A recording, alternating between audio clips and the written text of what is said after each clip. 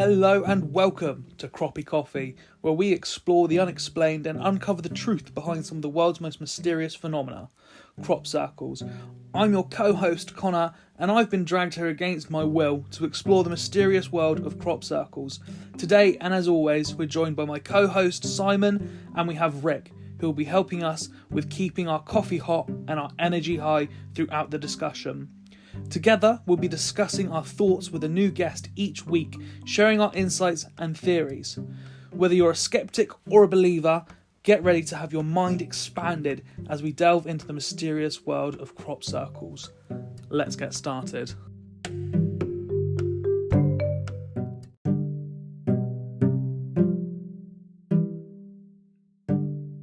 Our special guest with us today, gem and jewellery expert, business owner, author and crop circle enthusiast, Guy Shepherd. And he's here with us today to share his insights and theories about these mysterious phenomena. We'll be diving deep into the history, evidence and theories behind the crop circles and discussing what it all means. So sit back, relax and get ready to have your minds blown. This is going to be a fascinating conversation and we're honoured to have Guy as our guest today. So, welcome, Guy. I just want to make clear to everyone listening very quickly, this is our second attempt at recording this conversation with Guy. Unfortunately, the last time we attempted it, there was a technical error that the recording didn't go through. So we're going to try and keep it as original to what we originally had planned. But you might hear certain things of us referring to when we last talked. It would just be a case of that was the original recording. But like I said, trying to keep it original as possible. So let's kick it off. How are you today, Guy? You all right? Very well indeed. Thank you very much. So, been a busy boy so far. Yeah, let's get to know our guest a little bit. Guy, can you tell us about your background that we touched on a bit in the introduction there, and how you became interested in crop circles, please? Well, I am a jeweler by trade. I am half of a brother duo called GUY&MAX, which took us a long time on the marketing to come to. We are digital goldsmiths. We were the first jewelers in the world almost 20 years ago now to translate digital designs into 3D printing technology. We still 3D print precision pieces of fine jewelry to this day, and our fan club still grows around the world, and that's what we do. There is a crossover, but only because I've made the crossover. All the years that I've been doing jewelry, I didn't know anything about crop circles, and I certainly didn't look into the jewelry in the sort of more spiritual way that I now do. When you're immersed in something that you saw as something beautiful and artistic, but from a commercial point of view, and then all of a sudden you're looking into a diamond and you're just seeing this infinite universe inside a stone, and then you come across things like crop circles and you get the same sort of feeling once you're in them, and it's all a bit overawing. How I got into the crop circles was a strange one because, as I said, I'm a jeweler. I'm commercially minded, and I was renting out. I've got a cottage. I'm very lucky in as much that I'm perfectly placed to view a lot of crop circles because I'm in the Pewsey Vale in Wiltshire, my little cottage, and I've lived there for 17 years now, and it took me probably about 12, 13 of those years before I realized that I was in the heart of crop circle country, and only because one of my tenants in the house come over for her summer holiday with her partner and a friend, turned me onto it. They turned me onto it in a very strange way, in as much that they came from French Polynesia in the middle of the Pacific Ocean, where they were researching dolphins and aquatic life and living on the beach. And I sort of scratched my head and said, well, why the hell are you visiting me in my little cottage in Wiltshire if that's where you live for your summer holidays? And she said that she'd had a dream. She'd had a dream while she was on the beach. And in that dream, she'd seen these strange formations in the crop. And she'd seen these rolling hills, and she didn't know anything about it either. So she went online and she put two and two together and worked out that the place to go to see crop circles was my valley. So there she was. And I have to say that I just was minding my own business. There were lovely people. They came for a week and they ended up staying for about 5 or 6. And there were lovely people, but I have to say, I just thought they were stark raving mad. I just couldn't understand what the hell they were talking about. It was just totally bewildering to me. And more, I mean, we got on really well. I didn't go to the crop circles with them, despite their things. We would cook meals in the evening. We would chat. They would tell me their crazy experience. I would nod my head and sip my whiskey and say, right, yeah, good for you. And anyway, they left. And when they left, as great friends, we're still in touch to this day. They left a book by, I'm going to get the pronunciation right, by Janet Osgaard, or Osgaard, I think. Anyway, the book that they left me, I literally sat down and just consumed it. Absolutely just blew my head apart. And it catalyzed something very, very strange in my head. There's lots of strange stuff in my head, but there's lots of strange stuff in most people's heads. But anyone that's into crop circles has definitely got strange stuff in their head. So it catalyzed something in my mind. Remember, I'm a jeweler. I'm sitting in Wiltshire. My now wife was actually in Canada, where she's from, and we were waiting to be repatriated with visas and stuff. So I had time on my hands that winter. And for some reason or other, I just sat down and wrote a 100,000 word novel about, like any first novel, sort of semi cathartic experience, very sort of revelatory in terms of my experiences in life and what I'd done. But I built it in my valley, and I built it around crop circles, something I'd never even visited or done before. And I just made it all up in my head. Well, when I finished the book, it was springtime. And when springtime came, I went to the circles, and that's how I got into them.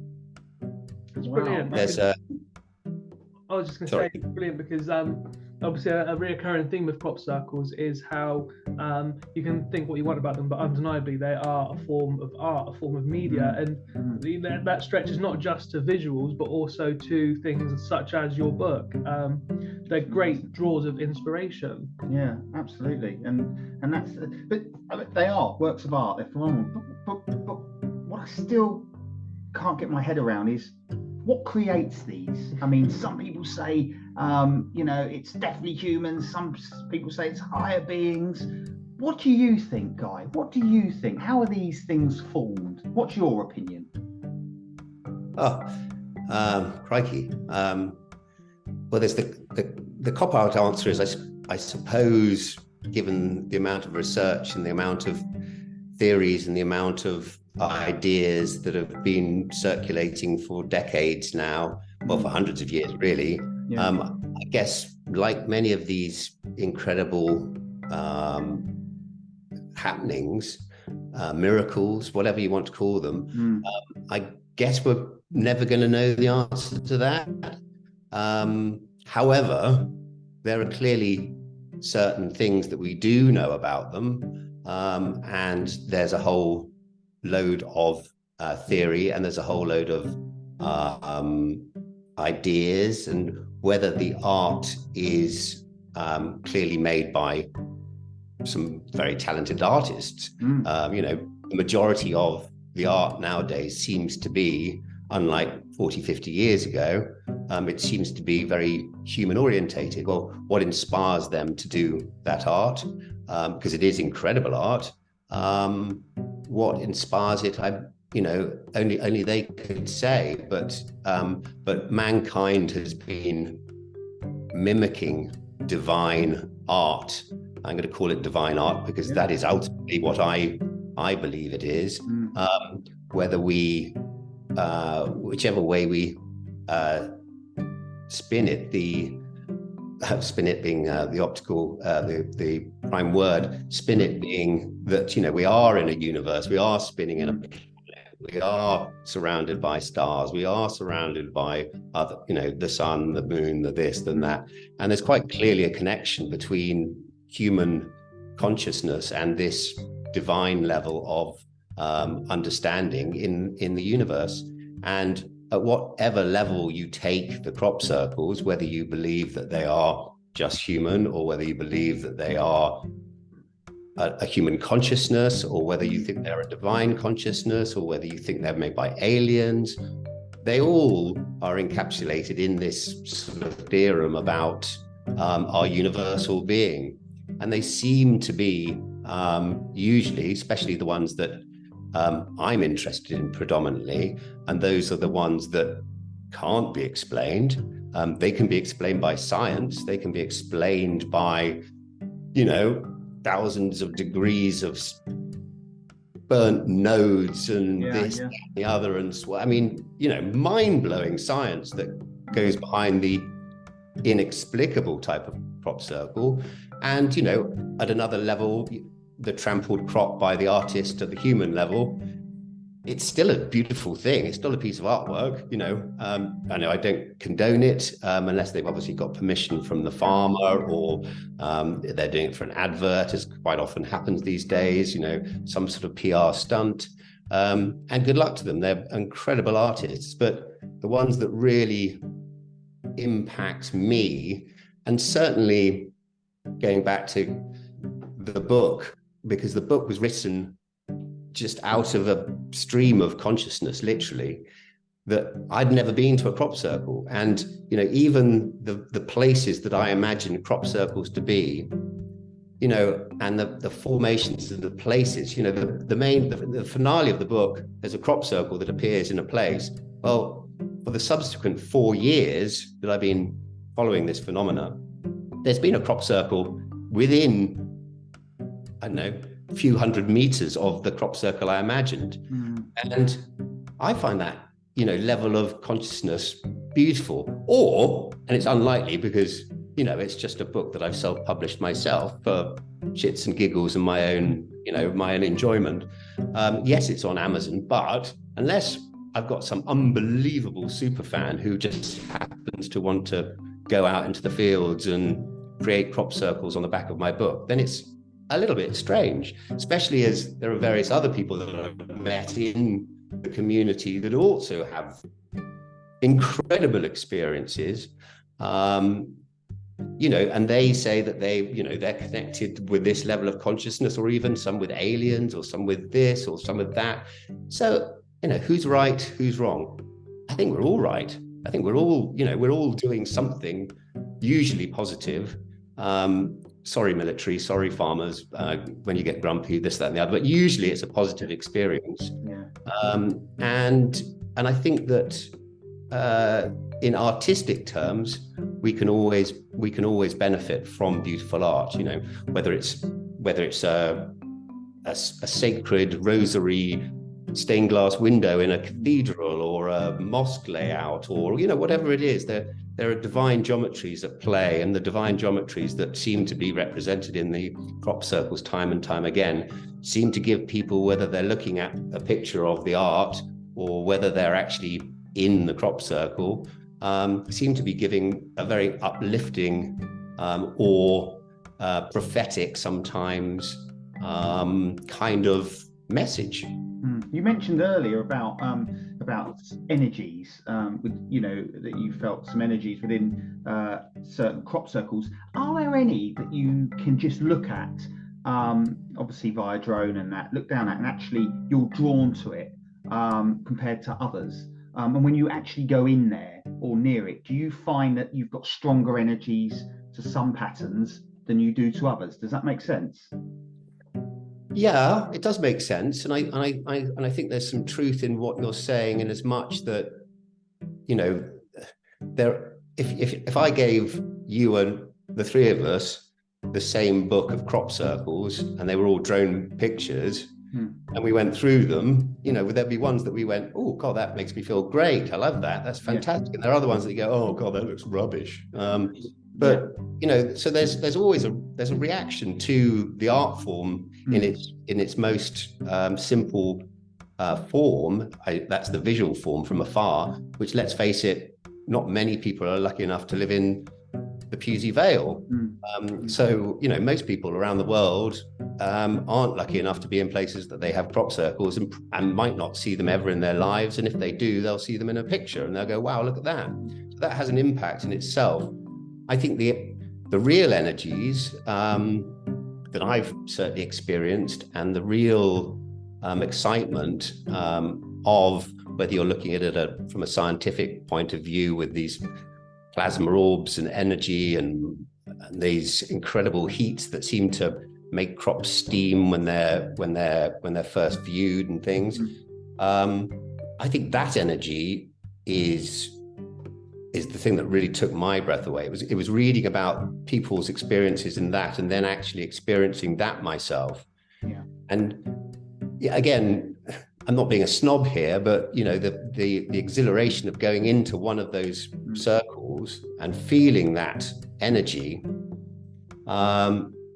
is overwhelming. It's beautiful. Whereas if you go into something that's just been, made, with boards and rope, you're unlikely to get the same sort of energies. I'm sure that a lot of them do channel those things themselves, and they do love that thing. But if it's just there, you don't tend to feel things. But I think everyone reacts differently to them, and everyone reacts differently.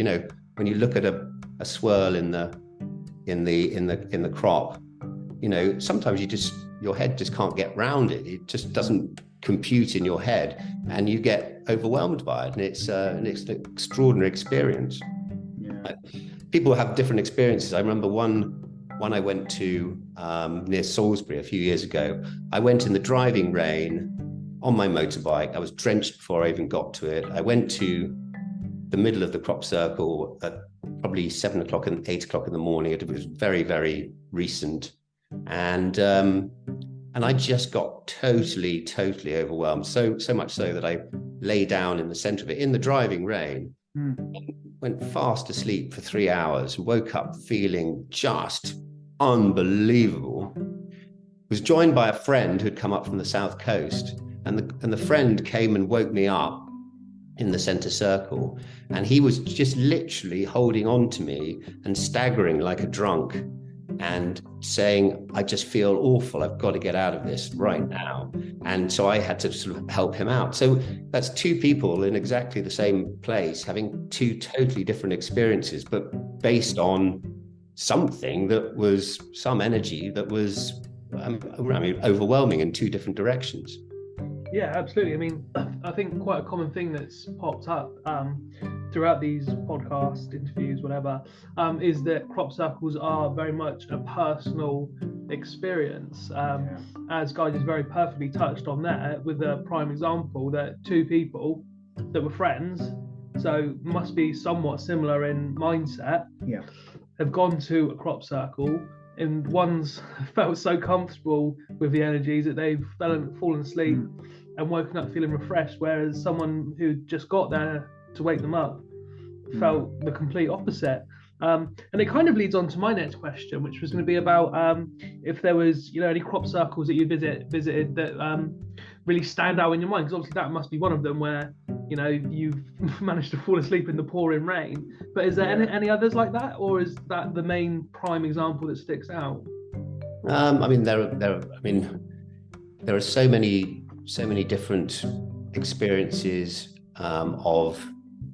I tried to go to as many as I can nearby. Obviously, I have to work and things like that, but I tried to go to as many as I can nearby. And so I've been to, quite a lot over the last 4 years or so. So I've kind of had a good experience from most of them, bar a couple of shouty farmers that I've usually managed to have a nice chat to afterwards and had a calmer experience.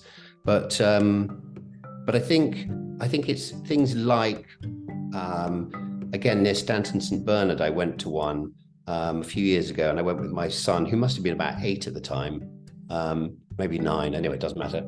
And we went really early in the morning, and when we got to this thing, there was just this buzz about it, and my son was just overawed, just totally overawed. And he'd been grumpy, and it was raining again. So theme developing here: Wiltshire and rain and crop circles. It's not always sunshine and beauty. Anyway, so we're in the rain, and we've got full waterproofs on and hoods on and all the rest of it. And he just is being a bit grumpy, which he would, I was quite amazed that he had asked me to wake him up at dawn and come and join me, which was cool anyway.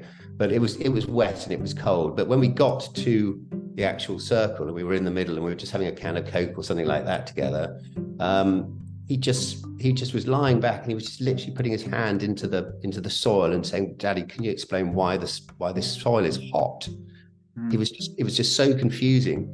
And then, as the synergy of people, and you say it's a selfish experience, but actually it's a number of different selves sharing it, and the amount of people that you have a conversation with about a crop circle, and they say, "Oh, I saw you there," or "I was there just before you." And I know, I don't know if you've spoken to him already yet, but the wonderful Enzo Brabazon was in the same crop circle, and we've had lots of interactions over the years, Enzo and I. Extraordinary man. I love his view on what it's all about and his experiences. But one of them, which he got on film as well, was literally about 2 hours before my son and I were there. He was in the crop circle in the night, and he's got film of these incredibly beautiful little plasma orbs flying around him in this crop circle. And to be there, I didn't know him at that stage. I met him later in the summer, and we're sharing these stories, and we're having these very, very unique experiences. Totally different mind takes on them, totally different views of them, totally different views of how they created. He would rightly, because that's his experience, say that it was a communication with another form of life. I have an experience because I had created a crop circle in the same field in a book. It's just all these little synergies that come together when you meet people there. And so I really can't. Some of the best stories aren't even when you get to the crop circles. You're seeing things, you're seeing energies and things. I mean, one of the most life-changing events of my life was in the same place, when I was sitting on Milk Hill, waiting for that moment. I'd been drawn to it, and that's a massive story in itself, about energies and about plasma orbs and about vortexes and about lightning and electrical storms. I mean, to be in that environment, you can really sense this power, this energy, this link with our planet at that particular point. And I know that there's the science behind it with the low mantle and the chalk hills and the aquifers under the ground, and of course you're going to get energy attracted to that place, but it's just otherworldly in so many respects. It's just so odd, it's so different, it's so enlightening, it's so exciting, and I have that experience. I'm very lucky, and I would urge anyone to open their minds and have the same experience. You're still going to get the experience of the people talking about aliens, and you're still going to get the experience of the people talking about it with ropes and boards, and it's all part of the same thing. And there's no one's right, no one's wrong. There's every aspect of it, and it's infinite, and it's very, very beautiful. And it's what you feel, isn't it? And I've said in previous podcasts that the only one that I've ever been to is with Richard, Connor's dad. We went there and he said, come along. And I thought, oh, here we go. Went along, and the energies that he felt in there, I didn't feel anything at all. And I was looking around thinking, this is an amazing piece of art. We put the drone up in the air and all of that, and we could see ourselves. And I thought, wow, this is amazing, you know. But he was feeling a completely different energy. Now, my mind wasn't open at that point. I just thought, well, I don't know what's created this, but this is amazing. But I then went to Mexico, and we went swimming in a, now correct me if I'm wrong, is it a cenote? It's a cenote? It's a cave with water in it. Fresh water in it, quite a sacred cave, and very, very natural. And I went in there, and actually the feeling that I got within that cave was unbelievable. I felt sort of really at ease, really, which is really strange when you're swimming in water in a dark cave. In the dark, yeah. You should be having the opposite feeling, shouldn't you? You should be having, oh my God, oh, what happens if I drown? What happens if I can't get out of here? Stuff like that. But actually, I just felt really relaxed, a feeling that I haven't felt since then. You know, so I can kind of understand what you know, what you're saying and what other people have said about going into these crop circles and feeling you know, different feelings. And it's amazing, isn't it? You know? Yeah, absolutely. I mean, I don't know how related this is, but I live in Christchurch, and we have quite a big church there called the Priory.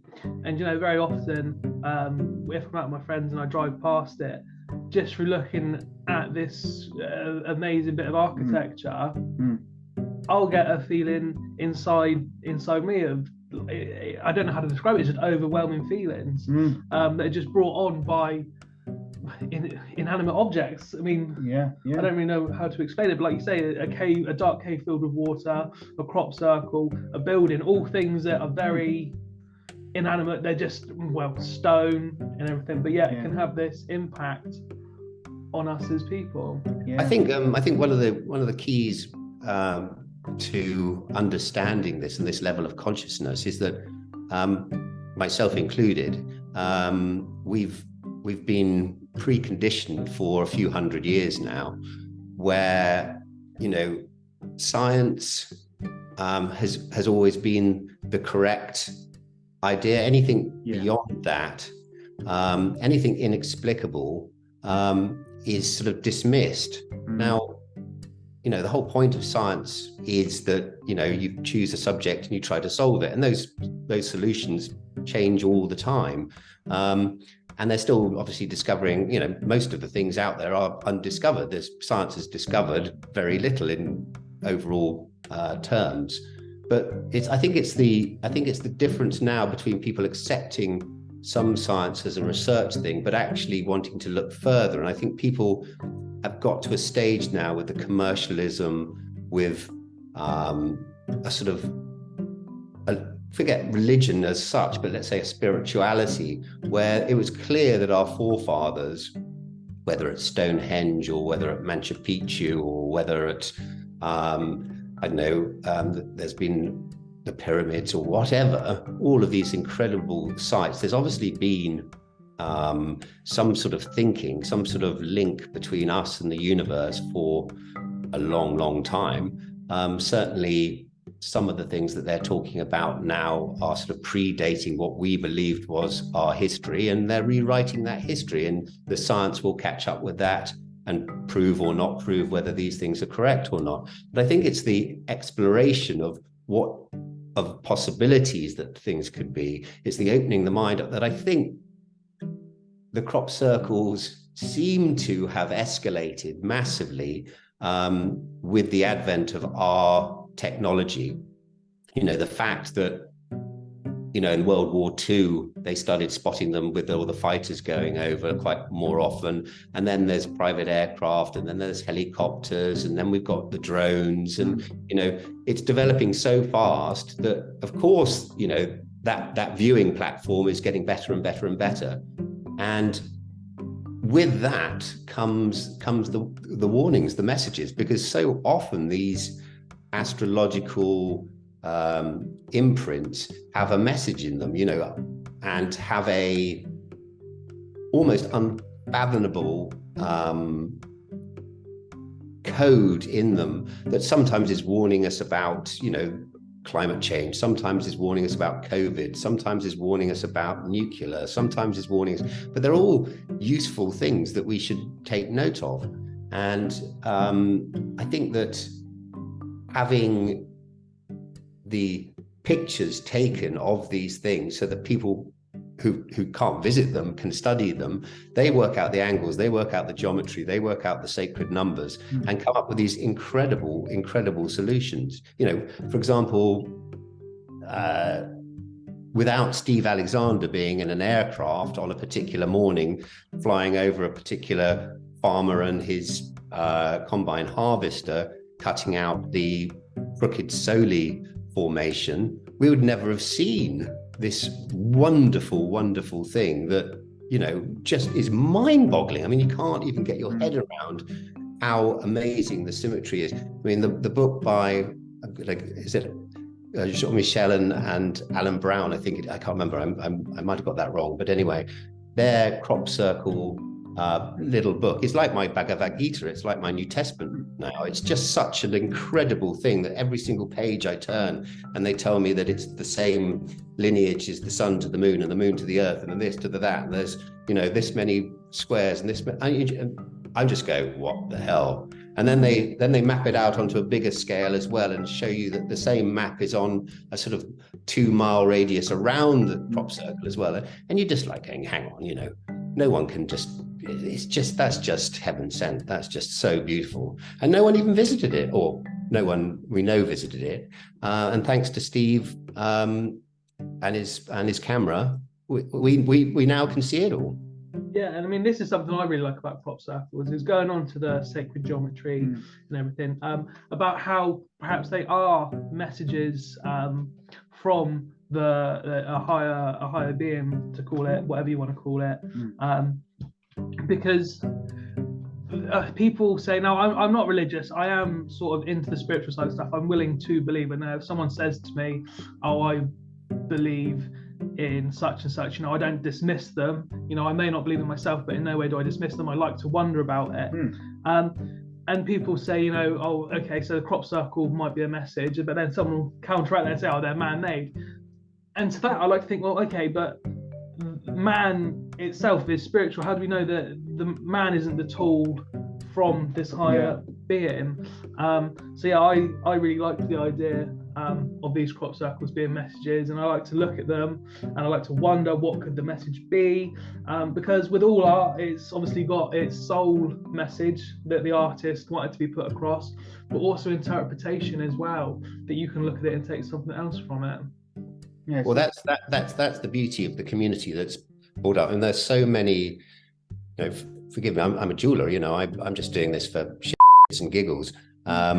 But you know, when those pictures come out and the community go onto the websites and they start filtering through the information and the numbers of this or the number of that or the portals to this or this, I mean, it's just a wealth of knowledge that they produce with multiple interpretations about what it could be. But that's the fascination with it. And of course, the only universal language is numbers. And you know, we can all speak different languages and we can all do this and that, but numbers are numbers. You know, that's it makes sense to everybody. So you can look at a picture based on numbers, and everybody gets it, and everything gets it, because in theory, all the people, you know, all the beings in the universe would understand that too. Again, going back to the architecture, going back to your church at Christchurch, or to the pyramids, or whatever it is, you know, they're all based on this incredible geometry. And how these crop circles appear in a matter of seconds under these circumstances and appear with that perfection is just breathtakingly beautiful. It's just such a incredible thing to even just get your head around. I mean, it's just weird. Yeah, absolutely. Like you say, maths is the language of the universe. 1 + 1 will always be 2, no matter where you go in this ever-expanding universe. That is a universal fact. And crop circles are pieces of art made purely through maths. So again, I just like to link it back that it is messages through maths, because you have things like fractals, and the golden ratio. And again, it's all stuff that is universal. Well, we joked before, because as we mentioned at the beginning, that we've had a crack at this before, but I'm toying around with writing a second book, God help you all, and it's very much based the structure of it on this numerology, on these different numbers meaning different things and different portals to different places, etc. And I'm having great fun doing it. But I think that it's summed up by the fact that I've never been into maths. I just don't get it. That's not my thing at all. But I do now get a really strange experience from numbers, like setting my speed in the car to a multiple of 11, or the volume on the TV to a multiple of 11, so that, maybe I'll jump through that portal. Who knows? Absolutely, because you get the fact that we started this podcast, the fact that we started this podcast where we actually requested, oh look, it's 02, it's the 2nd of March 2023, 0203 2023. We were all getting really excited, so we said, oh, I'll tell you what, let's start the podcast at 2:00 in the afternoon, 3 minutes past and 23 seconds. Yeah. Well, who does that? Us, obviously. Us, exactly. And look how happy it's made us. you know, we were talking about these symbols, these patterns, and okay, I'm going to say aliens. Right, say aliens created this. They've sent this pattern down in the middle of the crop, and they're trying to communicate something to us, but we kind of have no real idea. Well, I don't, have no real idea what this actually means. But yet, we've then got other people which we know can make crop circles, and we've had a guy on here. It was Peter, wasn't it? In what context? A guy on here that what? That makes them. Yes, Peter. No, we had Francesco on here who makes them. Yes, and they go off and they make them because they like a design. They design it, they make it. I'm not going to give it away too much. And then they create this lovely crop circle. I wonder what the aliens think we're trying to communicate to them, because they've sent a specific pattern down in the crop that says something. Well, there was that fantastic one. There was that fantastic one by the communication tower just outside Winchester, wasn't there, where they sent the code to space, and it came back with an answer the next year. I thought that was pretty cool. Yeah, definitely. You seen that one? No, I didn't know that. Did you? It's worth a look. And what's more, I think they. I mean, I wasn't there around them, but I think not only did they send the code back, this sort of pixelated thing, but then they had the alien's face that they did as well. Oh yeah. You've seen that. But that was in the same field or the same place. Yeah. But I can imagine the aliens looking down, going, "We've sent these humans a warning. And look at them. What have they created? They've sent something back to us that I don't have any idea what it's this means." It's like when we talk to our dog and it barks back at us. I bark back at the dog, and then it looks at me weird, and then I'm thinking, what are you trying to say? I know. It's amazing. We digress. But well, I don't know if you I think the level of communication, the consciousness that I've been reading about with various people that do this, I think it's quite clear that you can communicate with them. I think judging from the thousands and thousands and thousands of case studies and communication moments, encounters or whatever, then there seems to be a pretty much set form of answers about how they communicate and what they do. So I don't know. I think we'd be wise to listen. It's their universe that they're trying to protect. We're the ones that are trying to screw it up. I don't think there's any coincidence. Bert Janssen would thank me for this. There are no coincidences, he would say, or Carl Jung would say. But there seemed to be a massive ramp up in the amount of crop circles that appeared at exactly the sort of same time that we were becoming nuclearized, and the nuclear threat was out there, and the crop circles seemed to have started coming to Britain more and more and more as the Cold War escalated into this crazy situation in the 70s and 80s. And I don't think that's any coincidence at all. I think that's them saying, hang on, what are you doing? Don't blow yourselves up. And they're dropping off now, the crop circles, aren't they? Yeah, that's true. So maybe they've just looked and they've said, you know what, this planet is not worth. These humans are so silly, it's not worth us communicating with them anymore. Joking aside, I think you're right. Joking aside, I think you're right. I think because there's such a underlying tone in the media and in the sort of general public that this is just a farce, because people haven't had that experience, because they haven't actually got into it and researched it, because they've been brainwashed into believing that it's just Doug and Dave or whatever, then the level of consciousness, the level of interest in it is diminished. So if you're not collectively thinking positive things about making the place better, then why would they make crop circles? Why would that happen? If there's a break in the flow of the consciousness, then that wouldn't happen. Okay, there are many more man-made ones now than there were. I mean, most of them are now, obviously, and they're, as we discussed earlier, very talented artists. But no, the really exciting ones are few and far between now, it seems. I mean, even in the short time I've been doing it, there seems to have been a drop-off in the last couple of years of really exciting things. Anyway, I was going to say, I mean, it does hopefully this series of podcasts will collectively, the world will embrace it and we'll all channel it and think of it, and there'll be some great ones this summer. Get a crop circle renaissance. Yeah, maybe one will turn up on Jeremy Clarkson's. I mean, I'm not saying go out and do it, but you never know. Oh, do you imagine Clarkson's Farm Season 3 and there's our crop circle? And there's a crop circle on there, and they have a little coffee cup, followed by a letter through the door with suing us. Yeah. I don't think it's got the right topography in the Cotswolds, though, has it? No. We're saying about drones. You said about drones earlier, flying about. I wonder how that will change. Having drones will change the future of crop circles. Will they be more discovered? Will we actually get one caught on camera in the making? I don't know. What's your thoughts on that, Guy? Oh gosh, I mean, I don't fly drones. I've got plenty of friends that do it, but I don't fly the drones myself. I do have a friend that's just got his pilot license, and he said that he's going to take me up this summer, and that should be quite exciting. Wow, that's going to be exciting. I'm very, very excited about that, I have to say. Like a kid in a candy store, I'm going, really? And you'll let me go to crop circles? Can I fly the plane? Can I fly? No, I don't want to do that. I don't want to do that. No, I just want to go, wow, look at that. I mean, with the crop circles, I mean, I've just purchased one, and I got it.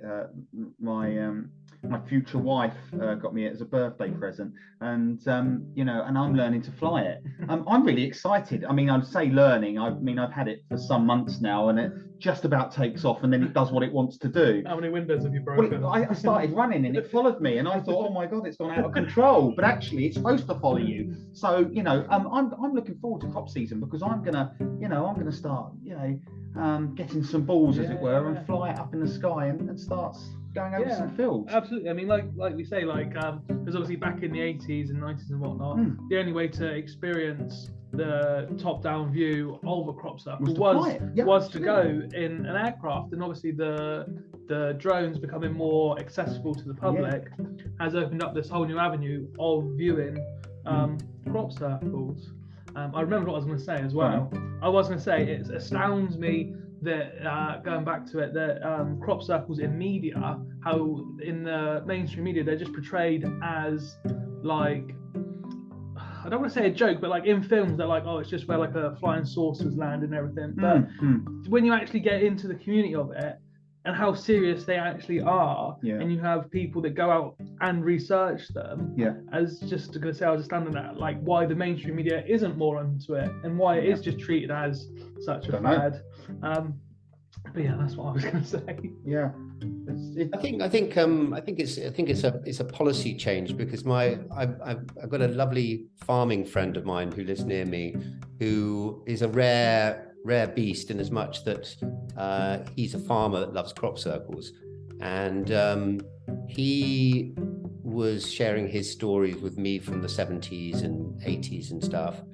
He's now, I don't know how old he is, he must be in his 80s, and I think the stories that he came back with are incredible for a start. But secondly, the literature that was around then, the community around then, he was saying that, you know, it was a puzzlement for researchers, for military, for farmers, for everybody was involved, and everyone got together, and then something happened, and we're going to assume that it was you know, from the top downwards, which meant that the military clammed up, which meant that the information stopped, which meant that the farmers, after making a little bit of money for a few years, basically clammed up as well. So that now the policy, certainly the NFU insurance policy and other insurers, is to, if you have a crop circle, cut it down immediately and we'll just reimburse you. But they'd rather it was cut down immediately, and then they don't get the extra hassle of visitors and this and that. So I guess that your drone question is that it might be that apart from a lucky few who get there, it's going to be about the drones finding them and about the drones taking the footage. And yeah, just be careful. There are, you know, the drone. You're right next to Salisbury Plain, in the Pewsey Vale. They don't like drones too much. No. Well, look, listen, my drone flying capabilities, I can't even get it. You know, I can't even work the pattern out of it. I can't even get it to fly properly without it following me.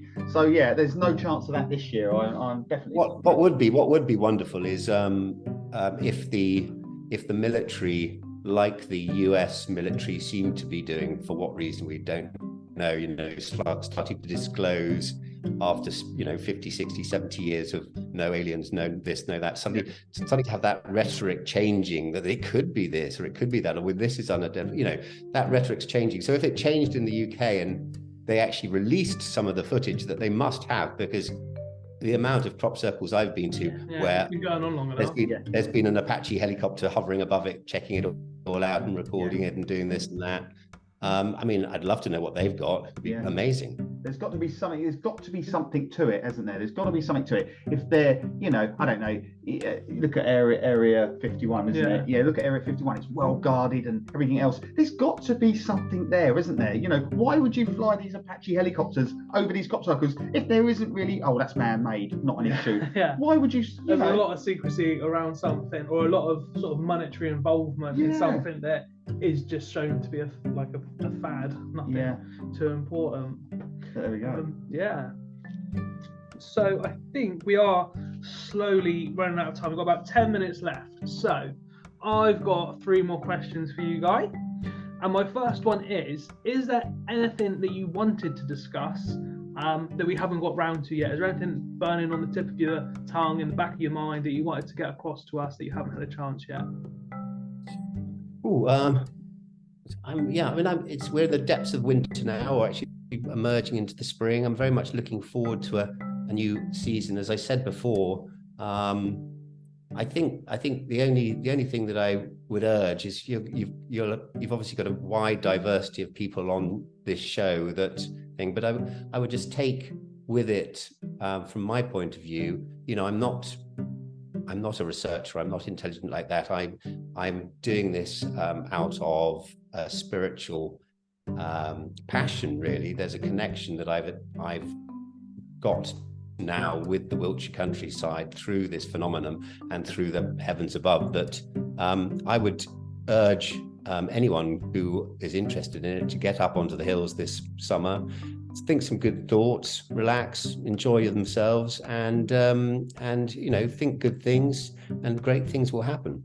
Yeah, absolutely. I mean, if you are wanting to get into crop circles, absolutely join in the community, get out there, boots on the ground, and just dive head on in. I mean, we've done it in a bit of a different way. Yeah. We visited 1 or 2 before, but before we got any further, we started up this podcast, and that's our way of getting into it, which I think is brilliant. I mean, we've had people comment on before. You know, it's brilliant that we're actually out here talking to people instead of just sat behind a computer screen on social media and whatnot. But absolutely. We've done it a bit backwards, but it suits us, doesn't it? It suits us, and hopefully the podcast listeners. Yeah, I mean, we're certainly learning a lot of stuff. It might not come across it because we're trying to take these podcasts as if we don't know anything, but we've actually learned quite a bit from the people we've changed interviewed. my mind. Yeah, Definitely sure. changed my mind. Well, I can assure you that by the few people that I've heard that you've been interviewing, you are 20 times more knowledgeable than me now. That's for sure. Bless Oh, you. and my second question is, so like-minded people, Guy, that want to get to know you about you a bit more, perhaps want to have a look at your book. You say you're writing a second one. I know the answer to this because I've looked it up. Is where can they find out more about you and what you do? Oh, well, I'm a jeweler. So if they want to see jewelry, then I'm GUY&MAX, and we have actually started designing some crop circle things as well. I've had a couple of bespoke commissions, including my own engagement ring. I got married 3 years ago, and the wonderful video footage of the orbs flying across the field by Oliver's Castle and creating the crop circle there was the inspiration to that design. I've had other people say I want to get engaged, and they've given me a favorite crop circle, and we've digitally designed that crop circle. And I think in future what we'll do is actually have some sort of literally blueprint that we think looks wonderful and do that. On the home front, I'm actually going to be trying to set up a few little gatherings at my cottage. I've got some very, very like-minded people that I've collected over the last few years, including breathwork people, didgeridoo, drums, bands, bit of food, bit of tarot, bit of earthy things that should be quite fun. So that will be through my gallery, The Smithy. And then lastly, the book. Well, the book was called Circumnavigation. It's very much, it's quite filthy, actually. It's a dirty dive. Filthy's good. Filthy's good, Guy. It's a dirty dive, but it is based around crop circles. It's on Amazon. It's called Circumnavigation. And as I said, if the world was a brighter place at the moment and I wasn't having to work so damn hard at jewelry, I'd be writing my second one a bit more. But I have to say I'm being a bit lazy at the moment. Wow. On that front. Keep But I will keep you posted. I will keep you posted on the second one. Yeah, cool. Because I was going to say, I had a quick look at your GUY&MAX website earlier, and you had a nice little blog section and about you section, which I had a read of. Because you mentioned in the about you about how you are into stone circles and crop circles and everything. So I was just going to say, yeah, if you want to know more about Guy, head to the website. I'm sure we'll link it in the description when these go out. Yeah, of course. But my final question for you, Guy, is: would you like to come on to Croppie Coffee again for us? I think a third time, actually. A third time? Yeah, third time. Very lucky. We think highly of you guys.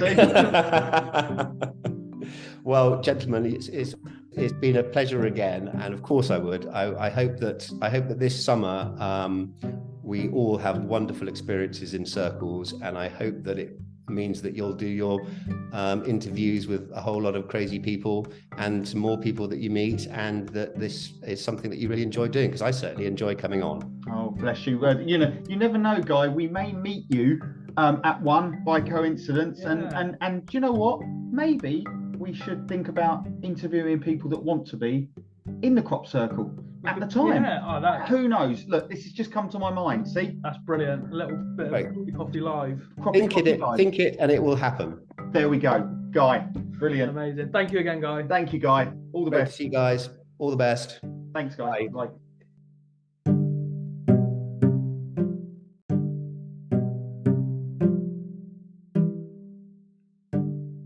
Thanks for tuning in to Croppie Coffee. I hope you enjoyed our exploration into the mysterious world of crop circles. I have to say, this has been an enlightening experience for me, and I hope it was for you too. I'm still not entirely sure what to make of it all, but one thing is for certain: there's something peculiar about those circles in the fields. As always, I want to remind you that the views and opinions expressed in this podcast are solely mine, my co-hosts and my guests, and do not necessarily reflect those of the scientific community. Also, I want to give a special shout out to today's guest. They were a real pleasure to have on the show, and I couldn't have done it without them. And of course, a big thank you to Rick for keeping us caffeinated throughout the recording. Well, that's it from us, folks. Join us next time on Croppie Coffee as we continue to explore the unexplained and unearth the truth behind some of the world's most mysterious phenomena, crop circles. In the meantime, don't forget to question everything and always keep an open mind. Thank you for listening.